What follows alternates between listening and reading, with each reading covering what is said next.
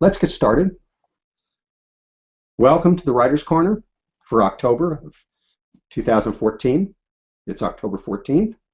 And today my guest is Dave Baldwin. I'm going to have him introduce himself in just a minute. But our topic today is deciding on a topic based on your marketing strategy. And I think this is a critical area to talk about because a number of you as writers are probably writing for social media. Even if you're not, you may be writing for your business. And in doing that, it's really important that you are writing about things that are aligned with what you are putting out on the web. So, with no more ado, I'm going to have Dave Baldwin introduce himself, if he would, and just tell us a little bit about himself as a writer and anything else that you'd like to add. Dave? Thank you, Drew. It's a pleasure to be on the show once again. And as Drew said, my name is Dave Baldwin. I am a digital content specialist, and what I do for business is I help businesses differentiate themselves from their competition, online and offline, by producing proprietary, original, timely, and relevant content on a regular schedule and get into the regular habit of publishing content and overcome all of the logistical hurdles that tend to get in the way of making that happen. So I've been writing, I would say, since I was about 10 years old. I didn't start writing at the business until 2007. Originally, I was a computer programmer and electronics technician, and when I moved to Raleigh, I decided that I considered 2007 the year of my first retirement from my old career, and decided to go in a new direction, and haven't looked back since. And it's been a bumpy ride, but it's a lot of fun. So that's my 30-second introduction. Thanks, Dave. And I think based on your experience, you are a very good person to talk about writing towards one's marketing strategy. So let's start with kind of a general question, and I'm sure we'll delve deeper into some of the aspects of it. But how do you decide what to write about for yourself and for your clients? Mm-hmm. Well, first thing I want to say about writing, particularly for business, is that coming up with ideas for things to write about is not hard at all. In fact, I think most people, the issue is having too many ideas for things to write about and no easy way to narrow that down. And so I always say the best way to approach that at the beginning is to think about profitability and think about, okay, what are the things I could write about that are most likely to bring revenue in the door or actually cut costs. And writing is not just about marketing. There's also another side to it, which is training team members and things along those lines, but I won't necessarily go into that right now. But I'm just making the general point to focus on profitability from a business standpoint as kind of an objective compass needle to look at each potential topic you might write about and say, does this fit inside the marketing strategy that I've identified for my company? Easier said than done, but I'll just give you a couple of things to look at inside of that. One is you may have heard of something called an avatar exercise, which is simply it's an exercise designed to help define a market, who your target market is. More specifically, named after the movie Avatar, where there was these science creatures, sci-fi creatures, where you jump into their skins and run around. And that's basically the idea when you do an avatar exercise, is that you want to write out a thorough, vivid description of who your customer is so well that you could basically stand in their shoes and know what it's like to feel what they feel right now. And that's an important exercise, I think, whether you're a writer or not. Anybody who runs a business and needs to get customers, you have to understand how to empathize with your customer. But when you're doing content writing, it's even more important, just because it's easy to get into your own head and write about things that you think are interesting or exciting, but that fail to connect with your audience. And so that type of exercise is a really good place to start in terms of strategy. But you definitely have to have a definition of who your market is. Who are the people that have the ability to spend money on your products and services?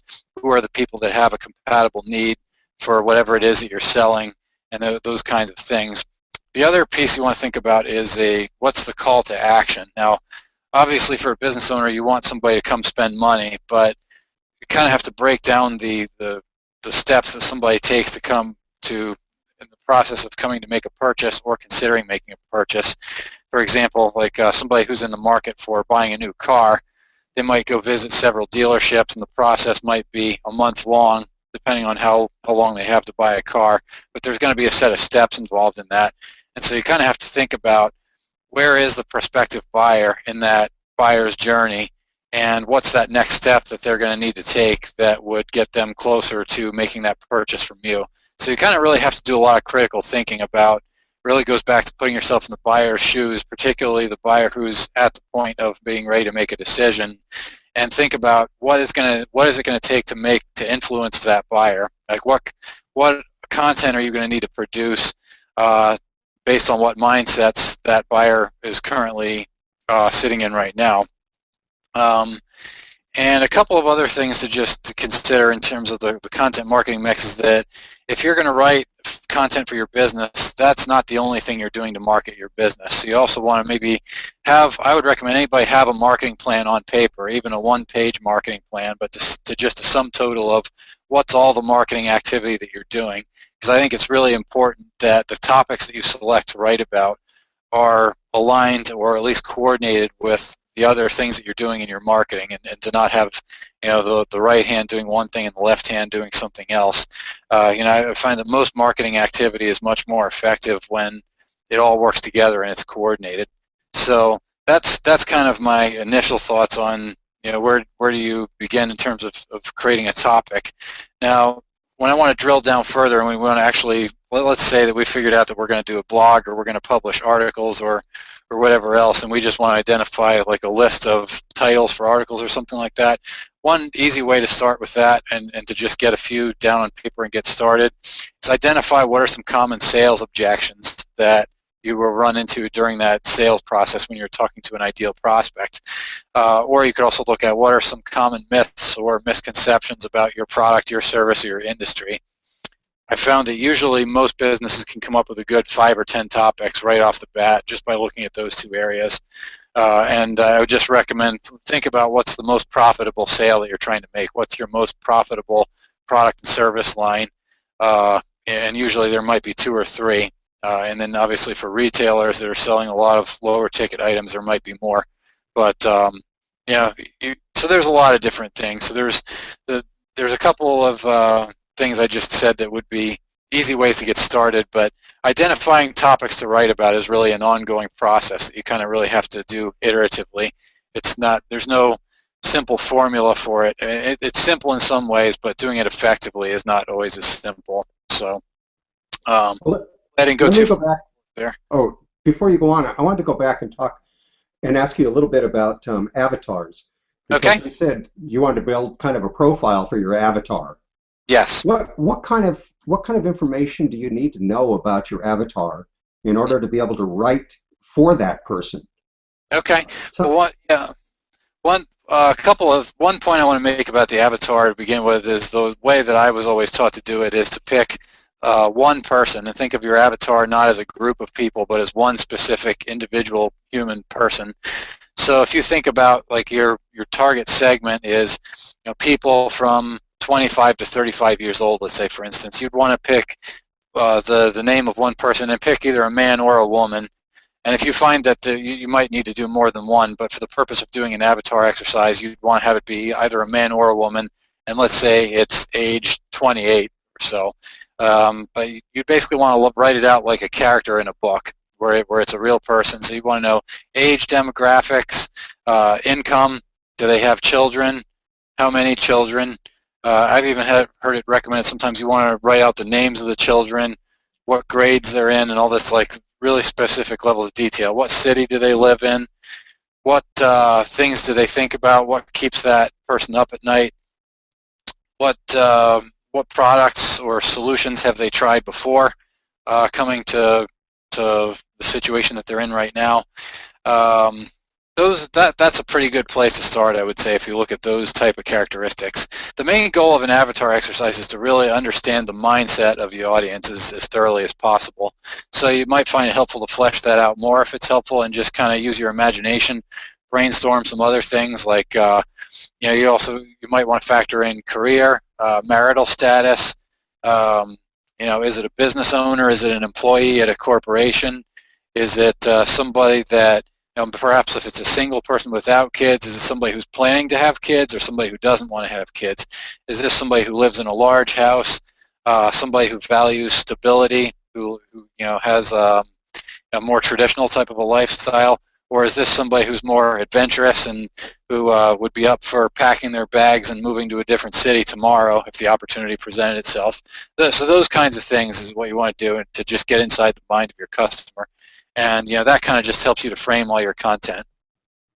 Now, I had a discussion today actually with one of my clients because he's targeting 20 to 30-year-olds, which are millennials.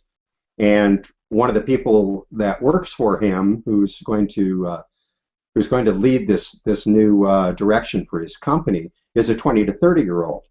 And so when I started to ask him, who are you looking at? And he told me, and I said, well, you need to ask some questions of somebody that's that age. And I turned to her and I said, okay, tell me this. What do you respond to? What do you read? How are you influenced? What kind of platforms do you look at on the web?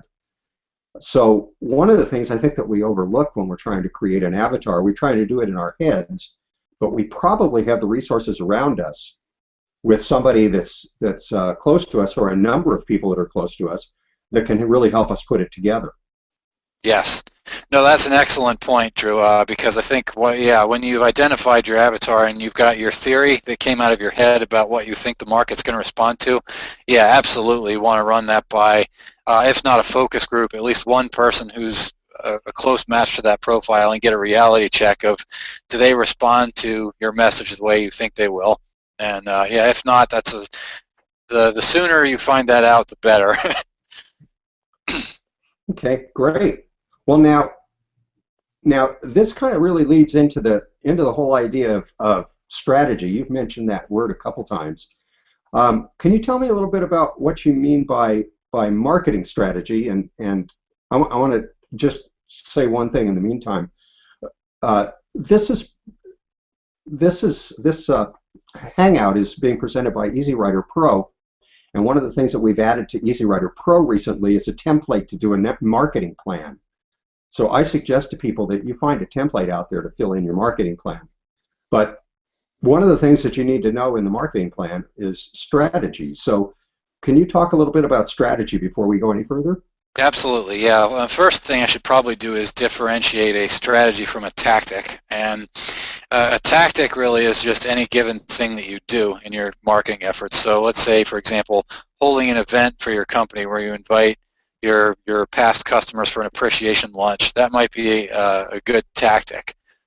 Posting on social media might be a tactic.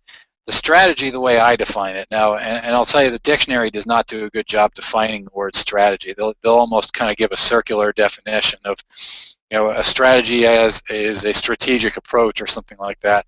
So the way I define it, there's a couple of different ways you can look at it. One is it's the reason why you choose to do one thing versus doing something else. And I also would kind of maybe add to that it's a methodology behind making decisions about how to allocate resources. Because the thing is, it's like there's all these good marketing ideas, but we only have so many hours in the day and only so many marketing dollars you can spend. So you have to have a way to narrow it down. So the strategy, the way, the role that strategy plays is it's that narrowing down, it's that filtering mechanism that helps to take 100 potentially good ideas and narrow that down to 2 or 3 that are practical, that you can execute, that you can measure, that are likely to lead to the results that you want. So that's how I would define strategy. Okay. So once the strategy becomes clear, and obviously that's a process in itself, just like it is to create the avatar, but to narrow that down and figure out exactly what you're doing. I think that your strategy really has a lot to do with personal brand too. How are you going to put yourself out there on the web? And I think that's a lot of times that can be a function of strategy. But once you have your strategy out there, how do you begin to write to it? Well, I should kind of go back to what I said in the beginning, is that developing a strategy, just like identifying topics is really an iterative process. I would love to say that there comes a point in time when the strategy becomes perfectly clear and there's nothing else to think about. I've never experienced that to be the case myself. I think it just has a tendency to become clearer over time, and then sometimes conditions may change and then it's not as clear as it was before. But so I'm sorry, can you repeat your question one more Yeah, time? I was. That's a good point that you made, and I think it's important to go forward with the question. What I was wondering about is once you have that strategy established, as well as you can get it established, how do you begin to find things to again find topics and find an approach and find a style that's going to fit that particular strategy? Well, there's the answer to that question could get somewhat long-winded, but I'll narrow it down somewhat. I mean, I think it comes back to identifying all of the different things that you're doing in your marketing. You know, lay out all of your tactics on a sheet of paper and look at what you're doing to influence your market. And even before that, perhaps, is look at what's the change in thinking that you need to produce in your audience. So let's say, for example, if we have done an avatar exercise, you've identified who that audience is, you've identified what stage of the buying cycle you need to reach people at, and you've identified maybe that there's a particular myth or a misconception that seems prevalent among that particular audience. You might say, okay, well, given that that's the case, how do we shift that? How do we interrupt that thinking? How do we change that misconception? And that is going to play into how your content strategy works. Now, that might be as simple as writing 1 or 2 blog posts addressing the reality of what your service is versus the misconception. But it may not be that simple, because you may also be dealing with things like, for example, if there's a generation gap and you're a baby boomer driven company, or it's run by baby boomers, and you're trying to reach a millennial audience, you're now going to have a disconnect of trying to figure out how to reach that audience. So part of your strategy for producing the content might look like going and interviewing people in the audience and doing videos, kind of like what you're doing here, Drew, with these Hangouts, because it might just be not only that the audience needs to hear something, it might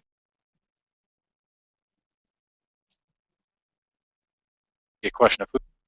It goes back to, just to kind of recap this a little bit, just goes back to figuring out what change in thinking do you need to produce in order for people to become more likely to purchase your product or service based on what point of the buying cycle that they're in. So once you've identified the strategy and you've identified that piece, how you actually distill that down into topics, it really depends on a lot of different things. It depends on the specifics of the individual business. But I think really the key is to really focus on the audience. Really, focus on what it's like to be the buyer, and focus on that piece. The more you focus on the buyer, the easier it is to translate a strategy into topics.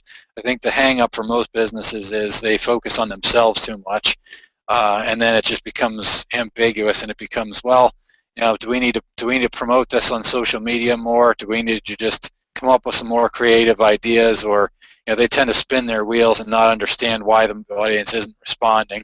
So that I think that probably would be where I would kind of tie it together, is that if you're haven't started yet and you're just looking for the quickest way to get started, the first thing you can do is just get started. Just the worst thing you can do is produce content and it's the wrong content, but then you'll know it was the wrong content when people don't respond the way you think they will. So that's the thing about strategy, is that strategic thinking is definitely important, but I would caution anybody against allowing not having a strategy for being the reason to not get started, because you're never going to have the perfect strategy, and it may be better to just get moving first. I mean, it's easier to think about strategy when you're in motion and you've got some things moving forward, and then you can think about how do we do it better, versus being at a standstill saying, well, let's do some more thinking and then we can get started. I've seen more often than not that ends up leading to nothing happening at all, which is the worst possible strategy. So, yeah. Okay. So one of the things that I've found interesting, that I've learned over the last probably 5 years, has to do with something called the curse of knowledge.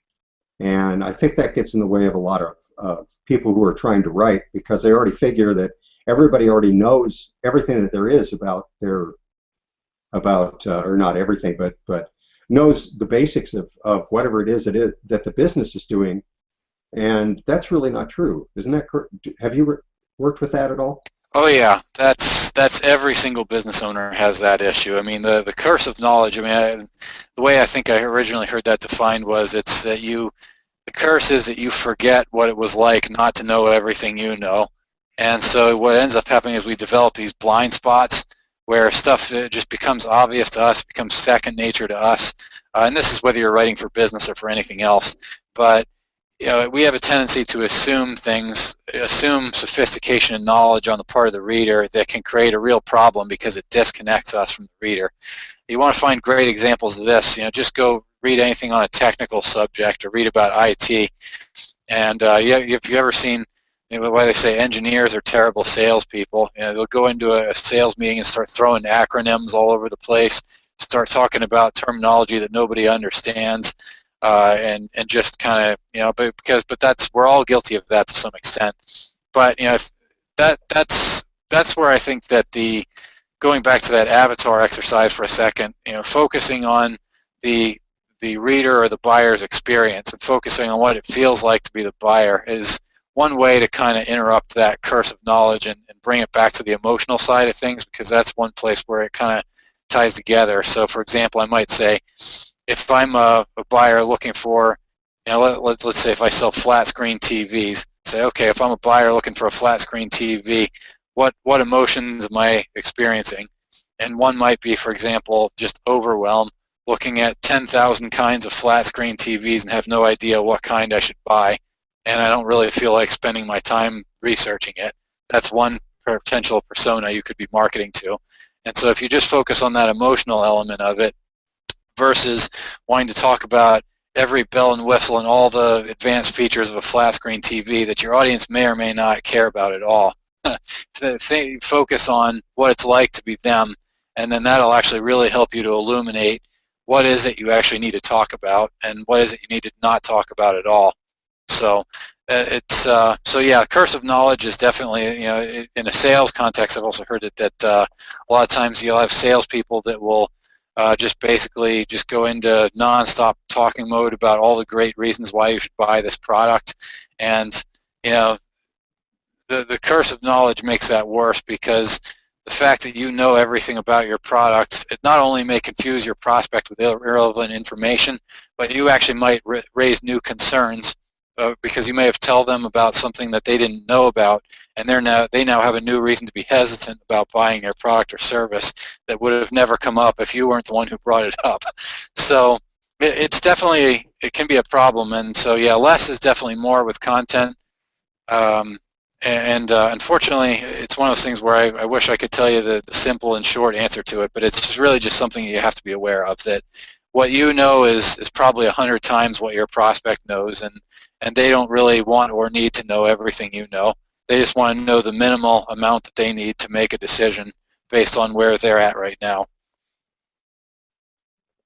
One of the curses that I've heard, another curse besides the curse of knowledge, and this is in a sales environment, is a lot of salespeople won't stop talking, and they'll talk the prospect into buying and then out of buying again, just as you were talking about, by bringing up too much other information. So I think that's a related corollary kind of thing. Definitely. Now, how does this apply to social media? Because I know that a lot of the writing you do is in the social media field, and I know we've been talking somewhat about social media, but can we get a little bit more focused on the impact of writing for your market in the social media area?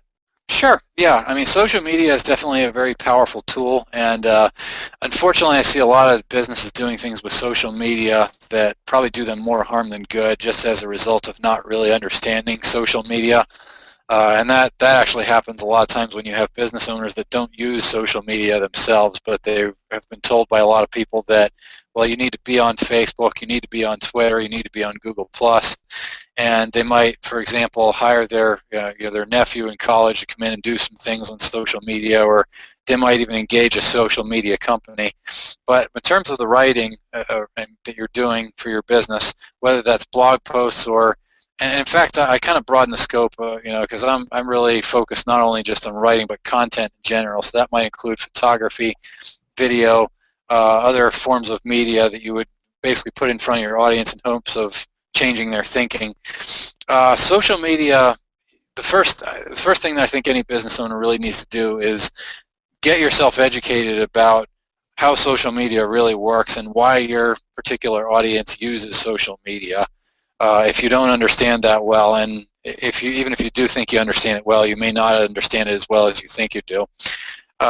Because the thing is, social media is not an advertising tool. It's not something to just put a billboard up saying 20% off my product, come buy today, or something like that. And I've seen a lot of that, but then I've also seen things on social media where people will just kind of start churning out really generic, bland, vanilla type content. Like, for example, if it's a dentist's office, they might say, 5 benefits of brushing your teeth or something like that.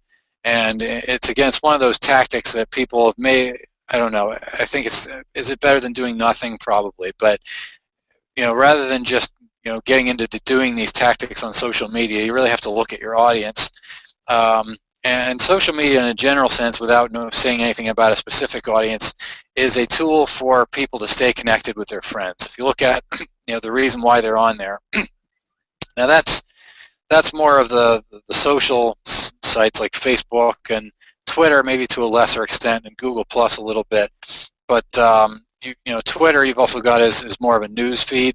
So let's look at one platform at a time here and just kind of break this down a little bit. Facebook, mostly social. They're going there to upload, family pictures, vacation photos, pictures of their dog. You got people that are sharing quotes, and some people that just check in once a day to see what their friends are doing. And so when you kind of think about your audience for your product or service that you're trying to reach, now you got to think about specifically when they go on Facebook, what are they going on Facebook for? So if Facebook lends itself pretty well to social type of topics. BuzzFeed is one third-party service that I see a lot of stuff trending on Facebook, and they'll publish a lot of these lists. Like what was one I just saw recently? Like oh yeah, here's a good example. It was 13 of the names of fake movie titles on Seinfeld. I just saw this last week, and see that's the kind of stuff that. It's the kind of thing that people will share with their friends and comment about. It's shareable. It's buzzworthy. People will talk about it. So that type of content I found will work pretty well with Facebook. If you're going to be on Twitter, I will say, if you're going to really look at using Twitter as a sales engine and be ready to spend some time and spend some money getting to know Twitter, how it really works. It's a real-time news sharing platform. Personally, I don't pay a lot of attention to Twitter for my business right now. I may at some point in the future, but I just don't. I kind of decided that I wasn't ready to spend the time and the money on it, really using it properly. So I just use an automated social media tool. It's called Hootsuite that I'll push my blog posts out to Twitter. I don't expect to really have anything happen as a result of that. I just put it out there. Use Twitter as a platform. You got to think about what breaking news might you have access to that if you share it, people would be interested to read it. Or if you're not necessarily in a position to be breaking news directly, I've seen the other application for Twitter is to be talking about the news as it breaks. So you could be watching the news on TV and tweeting about it on Twitter, and that's a real easy way to get engagement with people and potentially meet new people. You might also be watching a football game and tweeting about it on Twitter. That's so it kind of overlaps with the use for Facebook somehow a little bit, but Twitter is much more real time, and the demographic is smaller of the people that are going to be on Twitter. The other thing I want to just mention about all these social platforms is hashtags. You want to start paying attention to hashtags and start understanding how those get used. And a hashtag is any word with that pound sign or hash symbol in front of it. And what those are used for is that they basically track conversations in real time as they happen.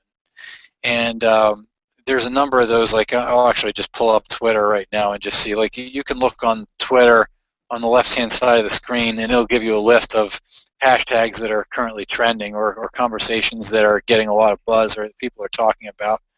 And figures, I'm not signed in, but just give me 1 second here. I wanted to just give a couple examples of hashtags that are trending right now. I thought that would be kind of neat. And as luck would have it, I'm not seeing them come up. All right, well, that's a topic for another day anyhow. But hashtags are just something you want to just be familiar with. If you just go to Twitter and just see a few examples, what you can do is click on those hashtags, and it'll pull up a list of recent tweets, and it'll show you what people are following. But the thing about hashtags is that a lot of them don't really do anything. A lot of them just kind of fizzle out. But there are some that will actually go viral and become a conversation that people are following on a global level. And that happens around a lot of times with news events, particularly some international things that have happened over the past couple of years. There have been hashtags that started around those. Sometimes even charities or nonprofits will start hashtag campaigns around an awareness, something that they're trying to drive awareness of. So I would say those are a couple examples. And Google Plus also incorporates hashtags, although Google Plus is probably more, I would say, an information sharing platform. You're not going to see as many cat pictures or ski photos on Google Plus as you would on Facebook, and it's not necessarily going to be as real time as Twitter is. But my understanding of Google Plus is that it's much more about having relevant information up there, and Google really wants you to use the communities feature.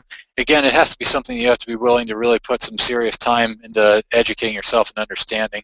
So I really think for a business that wants to write on social media, the real key is to understand, again, it all goes back to understanding who your audience is, but understanding how your audience uses social media. There's other channels, there's Pinterest, there's Instagram, there's all these different things. And I would actually suggest to a business owner, instead of trying to be everywhere, you can certainly use automated tools to post on a lot of different sites, and there's really nothing to lose from doing that. But I think you really want to get to know one platform at a time.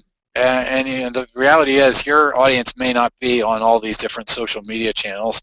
If you're trying to reach stay-at-home moms running their own businesses, I've heard that Pinterest is a pretty good media for that.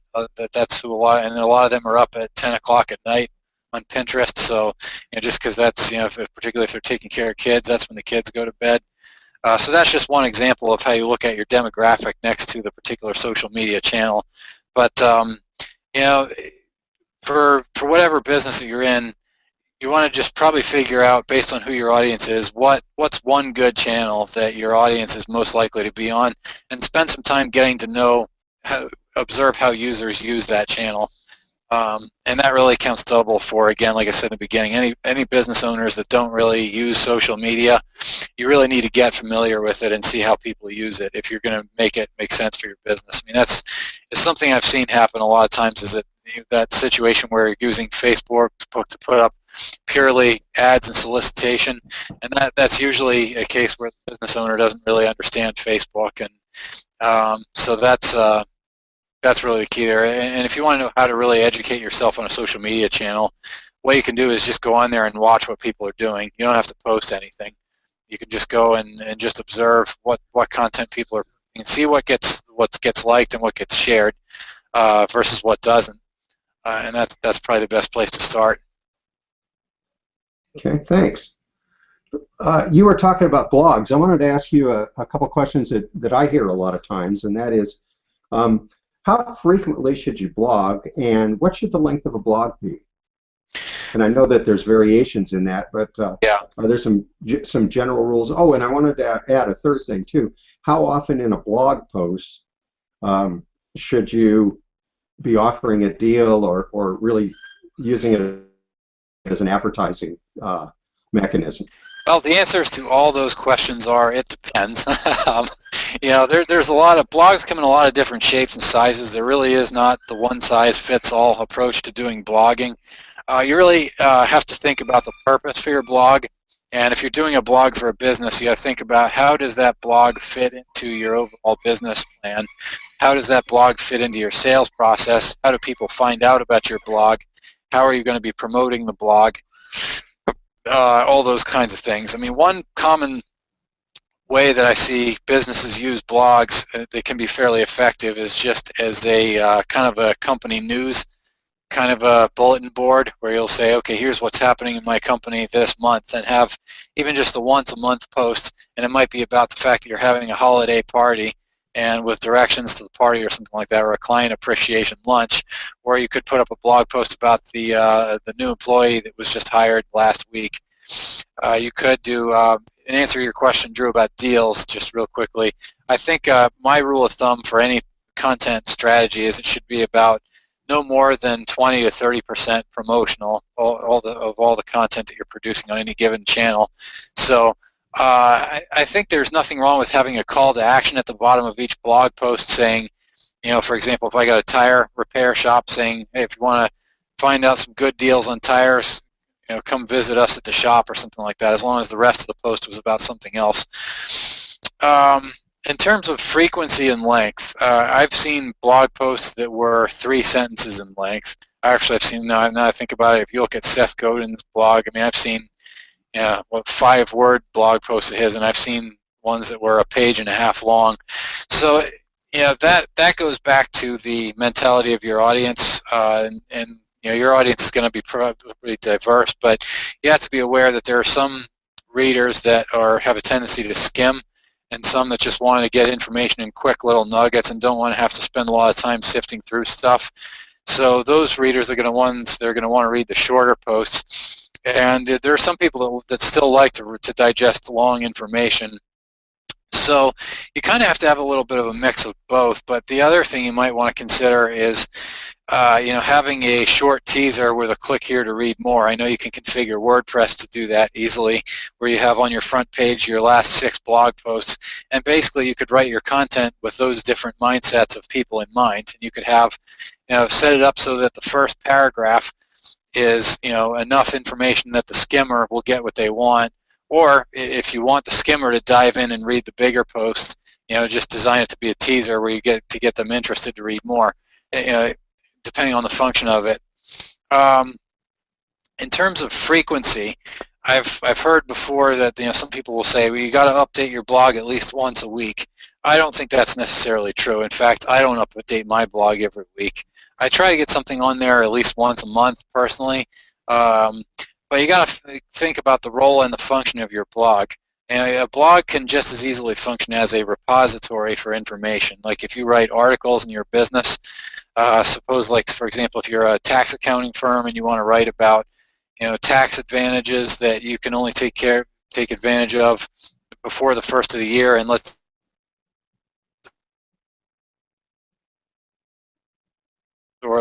relevant during the month of December. That's a great article you can just put up on a blog and leave it there. And then you could actually reshare that multiple times, and then next year when December comes around again, you can share it again. So so if you're using a blog as a repository, like that kind of thing, you don't necessarily need to update it on any regular basis at all. The importance then would be to accurately categorize and tag the blog posts, and maybe have a theme or a layout designed in a visual way to make it easy to navigate and find articles on different topics. Keep in mind also that with WordPress and I believe Blogger and other platforms, you don't have to show the date of last publication. You can turn that off. So if you haven't updated your blog in a while, you could set it up so that it's not obvious that it's been sitting there. For a first-time viewer, they won't necessarily know that at all. That said, I mean, if you're trying to reach an audience and trying to basically stay top of mind with your audience, and that's your reason for doing a blog, then you obviously will want to update it more regularly. And if you want to make sure that you have your RSS capability turned on, it stands for really simple syndication. There's a lot of people that follow blogs using an RSS reader. It's a software tool. Even if you don't know what that is, there's people who use it, and all you need to know is to just make sure that that feature is enabled on your blog, and it's usually as simple as turning on a checkbox. But the other last point I'll make about this is that if you send out a newsletter once a month or once every 2 weeks or however often that is, you want to think about having fresh content for your newsletter, and you can do that with new articles that you write, and those can be based on the current season. But again, if you have one of those repositories of content, you can send out old content from last year or from 3 years ago using a newsletter. And that's, there's MailChimp as a free tool you can use to do that and get your content a little bit more life, just by reaching more of an audience. And you can have, I believe they will give you up to 2,000 users you can send out emails to, and up to 10,000 email messages per month before you have to start paying for it. So those are just a couple of tools. There's a lot of different tools out there, but in terms of going back to your original question about frequency and length, it really comes back to the mindset of the audience. You probably need a combination of both, long and short posts for length, and frequency. It just depends on the role and the function of the blog. Great. Well, thanks. Well, tell us a little bit about what you do, Dave. I know you mentioned what you did in terms of being a writer, your history as a writer, but what kind of services do you offer people these days, and how can they contact you? Okay, well, that's a great question, Brew, and thanks for bringing that up. My website is probably the easiest way to contact me. It's dave-baldwin.com, and well, there's my cell phone is 919-723-7916, and email is dave@dave-baldwin.com. But yeah, my services are content writing. I mean, I'm doing a lot right now with producing blog posts and email newsletter campaigns for people. I also do a little bit of social media content. I'm not a social media manager. That's not. I don't really go in and say I'll set up all your Facebook and Twitter and all that stuff. But there are some pretty simple automated tools that if business wants to regularly be pushing content out on social media, that's something I could manage for people. And if a business wants to write a blog and says, okay, I don't know how to write and I don't have time to do it, I mean, I can do everything from we can research the topics and and we can do all the writing for a business, and we can do all the publishing and all that stuff.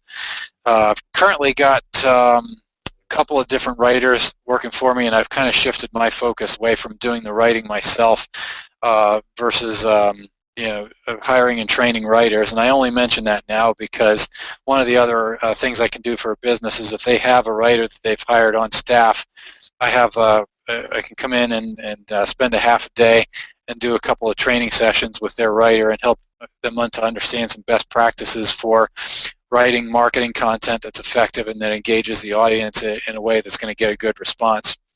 So yeah, really those are the two main aspects of my business: is production of content and training. Great, thanks. Well, I think we've covered the topic pretty well, and my name is Drew Becker. We just finished talking with Dave Baldwin, and you can contact me if you want to get a hold of me to talk about, because I do work on writing, and I also have this package, Easy Writer Pro, that helps you to create ebooks, and you can reach me via drewbecker@conveymediagroup.com. So, but thank you, Dave. It's great to talk to you, and we appreciate all the information. All right, well, thanks for having me on your show, Drew. Always a pleasure.